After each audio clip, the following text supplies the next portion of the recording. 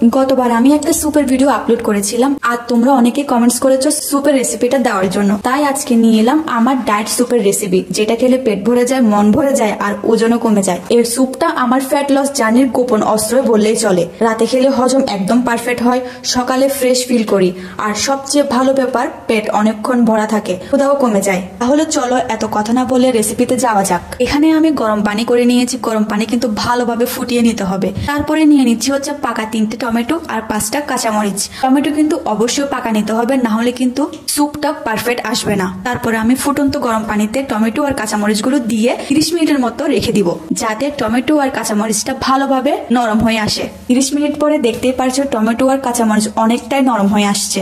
তারপরে আমি টমেটো আর কাঁচামরিচ গুলো একই সাথে মিক্সিতে মিক্স করে নিব। 1 কাপের মতো পানি দিয়ে ভালোভাবে মিক্স করতে হবে।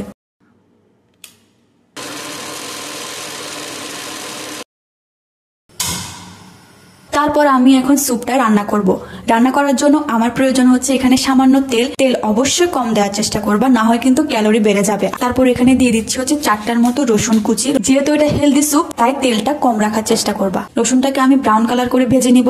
টমেটো আর কাঁচামরিচ যেটা আমি একদম মিক্সিতে মিক্স করে নিয়েছি, সেটা আমি এখন রসুনের সাথে মিক্স করে ফেলবো। চুলার আঁচটা অবশ্যই হাই হিটে রাখতে হবে। আমি প্রায় এখানে 5 মিনিটের মতো এটা জাল করে নিয়েছি।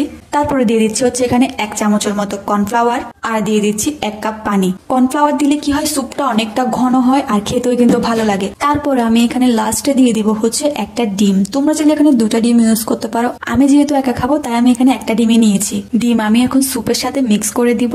যখন ডিমটা স্যুপের সাথে ঢালবা, তখন কিন্তু প্রায় 1 মিনিটের মতো এভাবে রাখবা, যাতে ডিমটা ভেঙে না যায়। দেখতে পারছো আমার ডিমটা কিন্তু ভালোভাবে ফুটে উঠতেছে।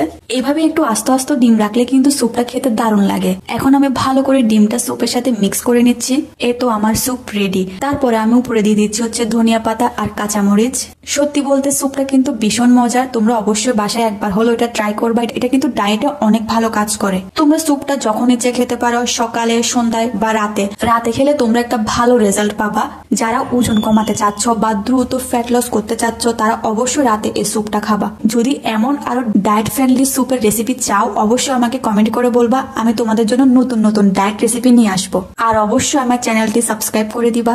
আর স্যুপটা ট্রাই করে অবশ্যই আমাকে কমেন্টে বলবা।